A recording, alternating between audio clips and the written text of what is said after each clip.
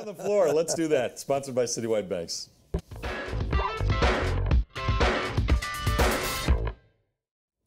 Rotate. All right, four on the floor. Brought to you by Citywide Banks. 4 questions, 30 seconds each. I'll ask you a question first, okay? Should the Blue Jays have used David Price in relief last night? Never. In truth in advertising, I saw no moment of that game. I was so busy watching. Given a choice, watching NFL football or even a playoff game that's early in the playoffs, I'm going to take the NFL game, especially since it was good and close. Yeah. And I was also watching, I wanted to see, because you didn't know, I wanted to see the final day of the because I'm a golf guy. President's Cup, I wanted to see, and it came on last night. And so I had all these confusing things going on. Conflicting? I mean, there was, and someone said It's to me, that time of the year, though. There's so much going on. Yeah. So I don't know. You answer the question. Well, no, Should it you been- actually, even though you didn't see the game, you came down on the right side of that argument. They had like a 5 or 6 run lead. To bring in your top starter and make him unavailable for Game 5, the deciding game of the series, that made absolutely no sense to me. And Gibbons, the manager, tried to rationalize it. I'm not buying any of it. David Price should have been available for Game 5, but because he threw 50 pitches last night in relief in a runaway game for Toronto, make no sense to me. You know, use him out of the bullpen. No, not in that game. Should Andy Reid be on the hot seat? Absolutely.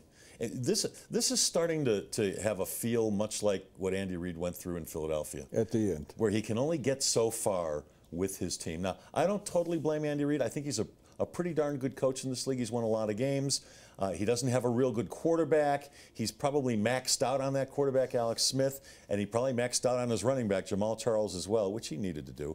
But I'm starting to wonder if Andy Reid just can't get over the hump, no matter who's put on his roster. Should he be? No. Should he be? Yes. Is he? No. I don't think it is. He's going to be able to use the Jamal Charles, but they're already struggling. There are a couple of games they could have won. They could have won. They could have beaten the Broncos. They should have beaten the Broncos. He made a bad mistake in that game. He should have taken a knee, the John Fox famous knee. He should be on, but I think he has shelf life there.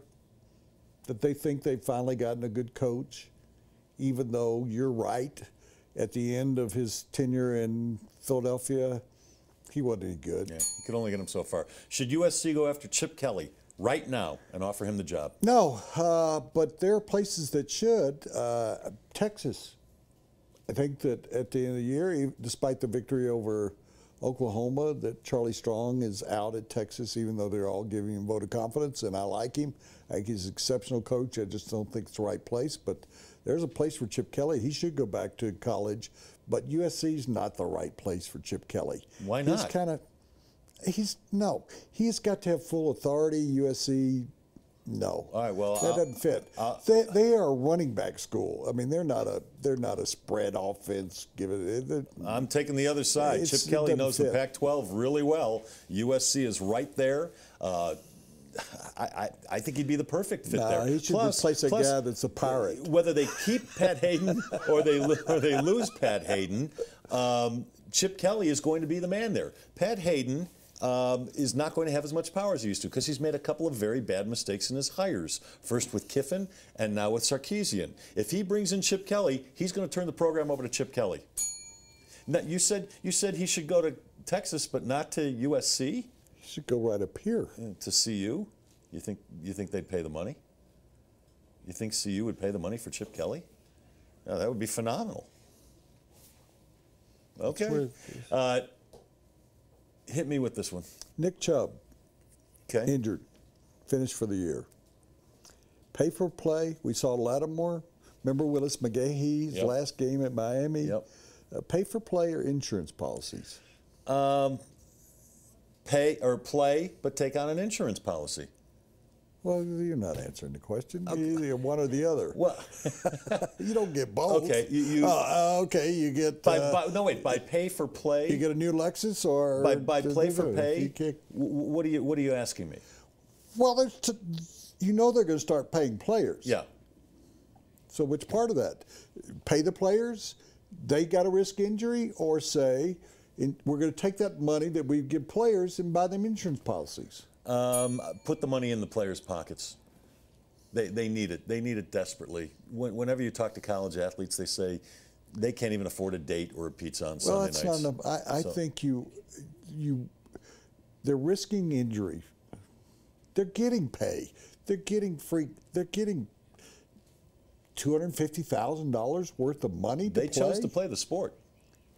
They chose to play the sport. But you protect guys like Chubb. You protect. Lattimore has not had an NFL career. He was one of the best running backs come along. I mean, you're going to be in a situation with guys like Fournette where they're going to sit out a year. That would be a mistake too. It's Why? Football. I don't get this whole thing. It's football. Oh, well, gosh, it's like people screaming that Peyton Manning shouldn't play for a week or two because they want to keep him healthy. No, it's football. If it were your son and you had a chance of being a number 1 overall pick or play football, play for dear old LSU, or take a year off, son, and be number 1 draft choice and take care of your good old dad. Would he be? Or would Leonard Fournette's intestinal fortitude be questioned because he took a year off?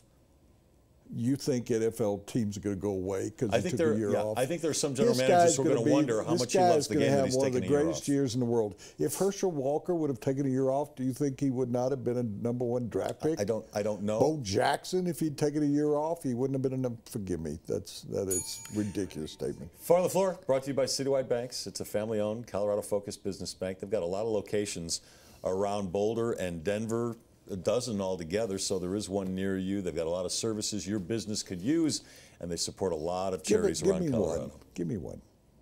Services that your business could use? Yeah. They will sit down with you